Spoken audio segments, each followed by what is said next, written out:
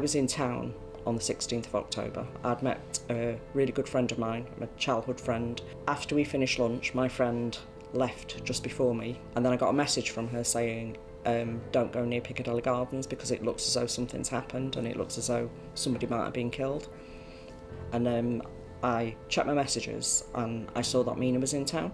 So I messaged her and said to her, if you're still in town, go home, but don't go via Piccadilly bus station.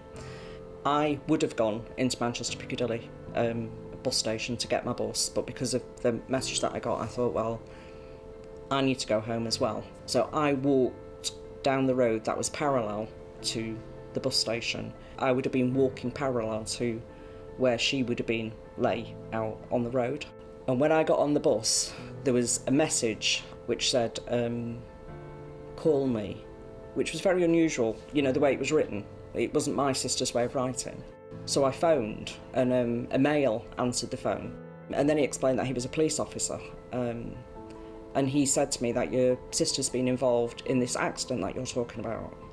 And again, your head is in a different space, and not quite taking in what's being said. And I realised afterwards that he'd said to me several times, she's been taken to the resource department of Salford Royal Hospital. What she had been doing was crossing a pedestrian crossing at the time. It was immediately, it's probably less than 8 foot in front of the bus stop. She was on the pedestrian crossing and this bus pulled out and ran into her and killed her.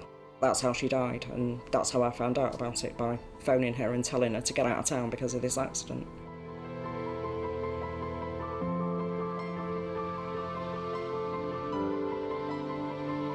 When I got to Salford Royal Hospital, the police officer came out to meet me, and his first words are, she's just come back from a scan. So I thought, well, that's okay, she's just come back from a scan, you know, everything's going to be okay. I'm not quite sure where these ideas come from. I used to be a nurse, so I'm reading things here really basically, whereas my professional knowledge knows that that doesn't necessarily mean it's good, you know. So they'd taken her for a scan, and what that scan showed was that she had what they describe as a catastrophic brain injury. He then went on to explain that because she was on a life support system, if they took off the life support system, she would likely die straight away. And he said to me, if she does survive not being on a life support system, she would probably be in a vegetative state. And then the decision was left with me to then decide what I had to do. And then I thought, well, what would she want in that situation?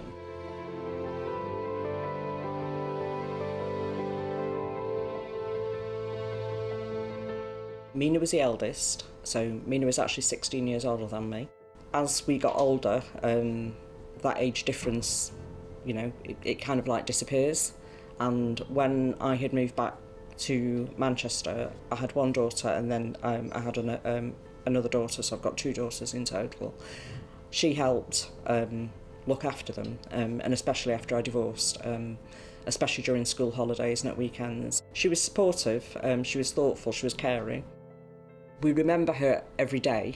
Yes, there's always a specific occasion of her death, but I try to focus on remembering her in life. She really liked fashion. She took care in her appearance. She loved music, she loved dancing. She was a good cook. She cooks a really lovely dal. So I've set myself a challenge of trying to get my dal to taste like hers, which is failing miserably at the moment.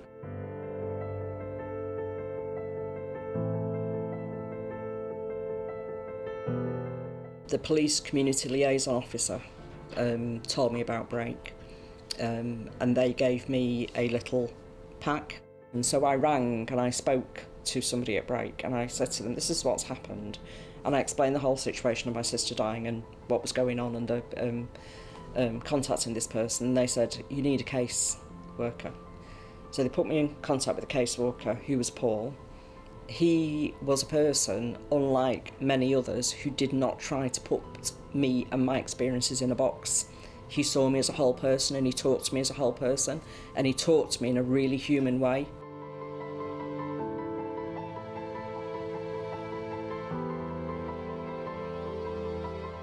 For the court case, he explained things to me there as well in terms of what would happen and how it would happen and what to expect. So there was a whole range of things that he actually helped me on. It took a massive weight off me because I didn't understand it. It was like having conversations with a friend, a professional friend. I felt that I could raise and talk to him about the wider impact. So there was issues in relation to my employment, there was the impact it had on my family members, there was the impact it had on me, there was just all the practicalities. I felt as though he listened to me and he cared about what I was going through. There were different things we were going to do, like go out on days out. She liked Chatsworth House in Derbyshire, so I was going to suggest to her, let's do that. I feel as though I'm still on the early stages of it, so as I'm beginning to claim my life back for me and have more time whereby it's me, it's actually now that it's going to hit me more because I'm going to experience the real absence of her. Well, I hope that everybody gets a copy of the Break booklet. I would say keep it somewhere where it can be seen, because even if you don't feel like approaching them straight off, keep it somewhere. When you're up to it, have a flick through it, maybe have a look on the website and see what's on the website and see what's there, and then give yourself time to decide what it is you want from them and how you want things to go. Because I am really, really pleased that I approached Break, because they have taken a massive weight off me. I would have struggled an awful lot without having Paul as a caseworker.